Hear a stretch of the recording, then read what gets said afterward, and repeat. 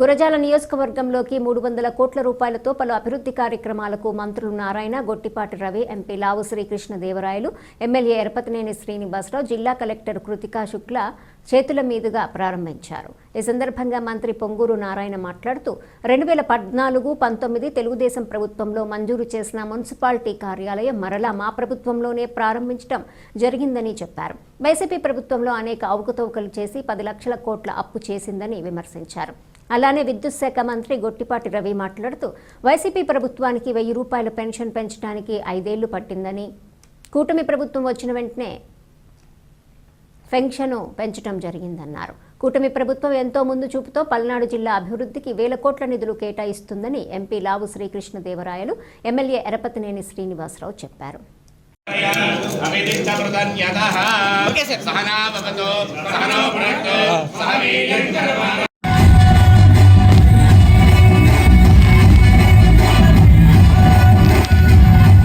అదేవిధంగా municipal office, ఆ municipal office కూడా 2014-19లో నేను మంత్రిగా ఉన్నప్పుడు శాంక్షన్ చేసింది.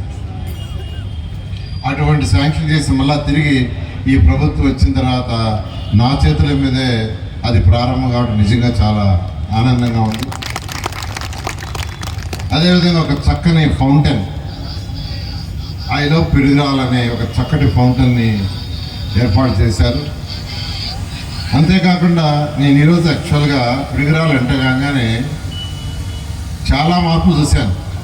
ఈ లైట్లు కానీ, రోడ్లు కానీ, డివైడర్లు కానీ ఎంతో చక్కగా ఈరోజు మీ శాసనసభ్యులు చేస్తూ ఉన్నారు.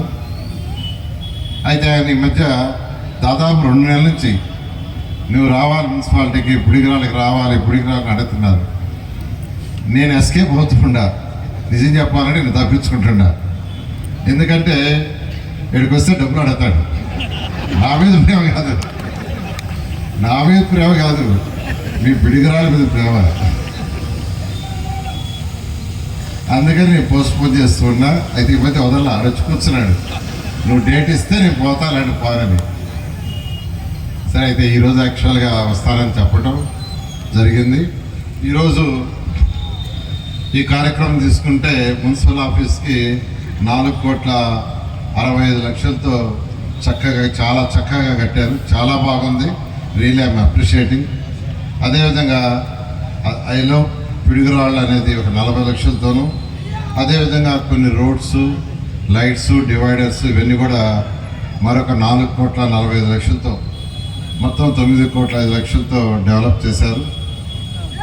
అదేవిధంగా దాచేపల్లిలో 5 కోట్లతో యాక్చువల్గా ఈరోజు శంకుస్థాపన జరిగినాయి. ఇలా మొత్తం ఆర్థిక వ్యవస్థని నా శాఖే కాదు, అన్ని శాఖల చేసింది. ఇంకొక ఎగ్జాంపుల్, 2014-19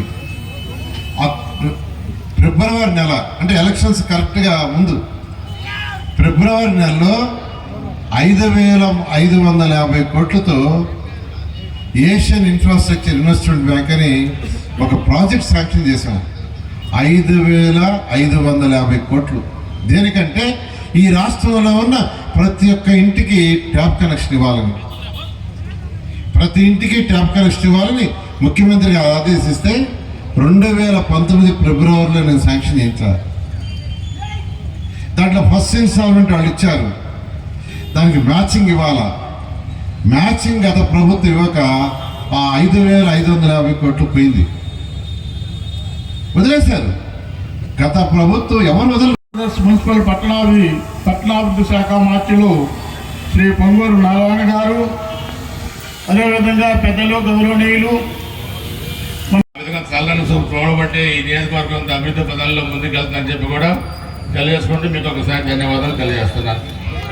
ఈరోజు ఈ కార్యక్రమానికి వచ్చినటువంటి మన తెలుగుదేశం పార్టీ కుటుంబ సభ్యులు మరియు స్టేజీని అలంకరించిన మీరు కూడా గమనించాలి. గడిచిన 5 సంవత్సరాలని జీవితంలో కూడా ఎప్పుడు కూడా మర్చిపోకూడదని చెప్పి మీ అందరికి కూడా సభాముఖంగా తెలియజేసుకుంటూ ఇవాళ ఈ కార్యక్రమంలో నన్ను కూడా పాల్గొనే అవకాశం కల్పించినందుకు మరొకసారి ఎరపతినేని శ్రీనివాసరావు గారు కానీ మిగతా శుభాకాంక్షలు. వేదిక పైన పెద్దలు, ఈరోజు ముఖ్య అతిథిగా విచ్చేసిన నారాయణ గారికి, మరో పెద్దలు గొట్టిపాటి రవికుమార్ గారికి, స్థానిక ఎమ్మెల్యే గారు ఎరపతినేని గారికి, జంగా గారికి, వేదిక పైన ఉన్న నాయకులందరికీ కూడా పేరు పేరున నా హృదయపూర్వక నమస్కారం. ఈరోజు 3 కార్యక్రమాలు మనం చేసుకోవడం జరిగినాయి.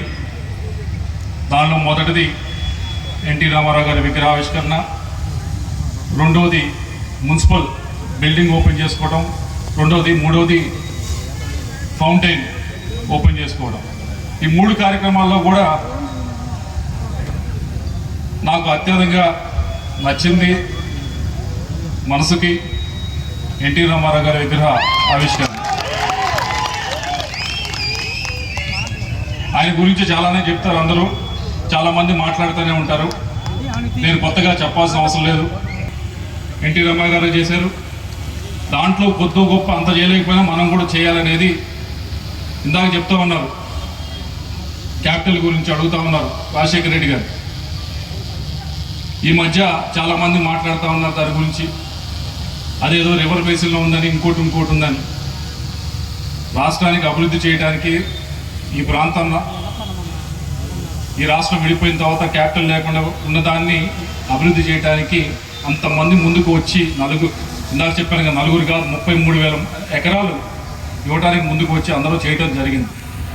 ఎందుకు అభివృద్ధి చేసుకోవాలని వారొక్కరికే కాదు అందరికీ కూడా చేరాలి అభివృద్ధి అనే ఉద్దేశంతో వాళ్ళు ముందుకు రావడం జరిగింది.